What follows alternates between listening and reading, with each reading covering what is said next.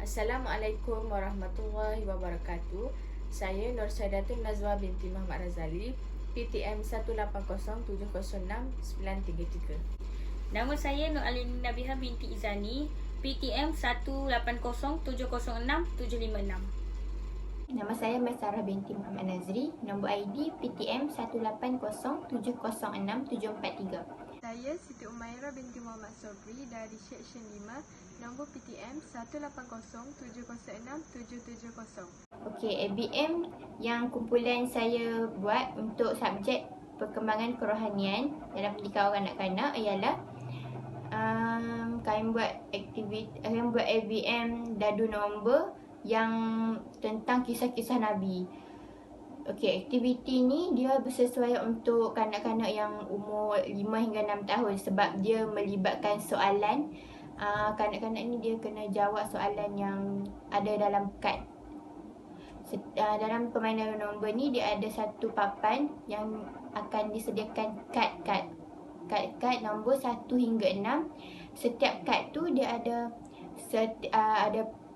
pelbagai soalan dan jawapan akan diletakkan di papan tersebut.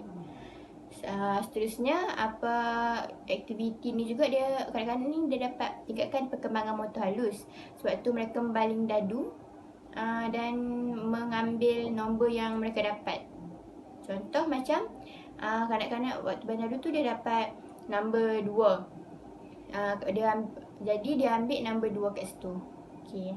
Saya ingin menyatakan kelebihan-kelebihan bermain dadu nombor. Dalam aktiviti ini, kanak-kanak dapat merangsang perkembangan fizikal iaitu perkembangan motor halus melalui koordinasi mata dan tangan.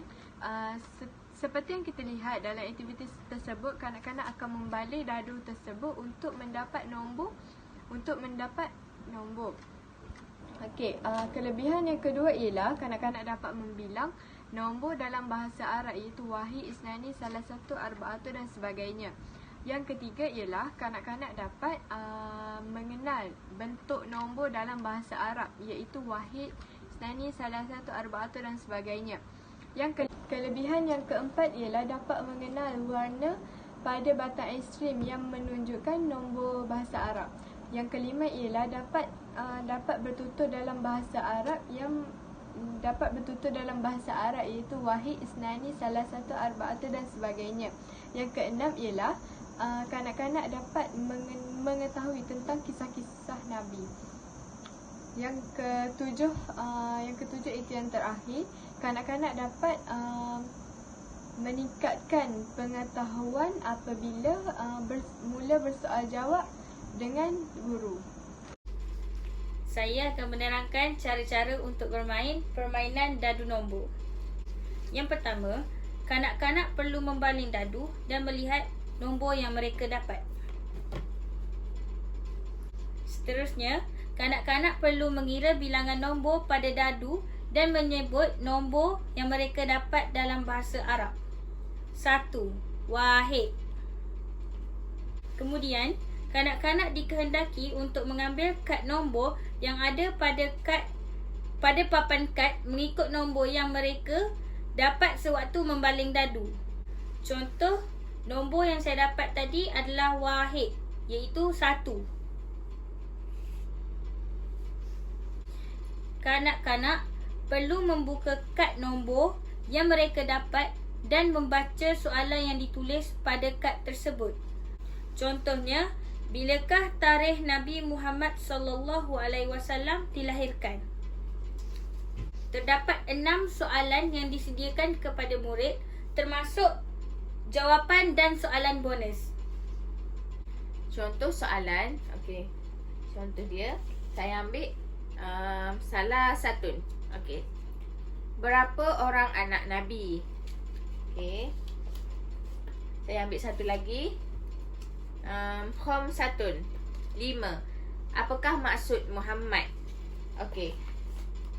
Kanak-kanak perlu memberi jawapan kepada soalan yang mereka dapat, iaitu soalan 1 wahid. Okey. Jawapan kepada soalan bilakah tarikh Nabi Muhammad SAW dilahirkan, Jawapannya berbunyi 12 Rabiul Awal tahun gajah. Selepas itu, guru akan melihat jawapan yang disediakan dan memberi tahu kepada kanak-kanak betul atau salah jawapan yang diberikan oleh mereka. Contoh, guru akan mengambil dan membaca betul ke apa yang kanak-kanak tu jawab tadi. Okey, contoh dia 12 Rabiul Awal tahun gajah. Okey, betul lah jawapan dia. Kanak-kanak yang lain perlu mengulangi cara bermain yang dilakukan oleh kanak-kanak pertama. Kesimpulannya, kanak-kanak akan dapat mengetahui sedikit mengenai nombor dalam bahasa Arab dan mengetahui kisah-kisah Nabi sewaktu melakukan aktiviti permainan dadu nombor. Oleh itu, sebagai seorang guru atau ibu bapa, kita mestilah melakukan aktiviti atau membuat alat bantu mengajar yang menarik yang boleh menarik minat kanak-kanak supaya kanak-kanak dapat meningkatkan perkembangan dan pertumbuhan dalam diri masing-masing. Sekian, terima kasih.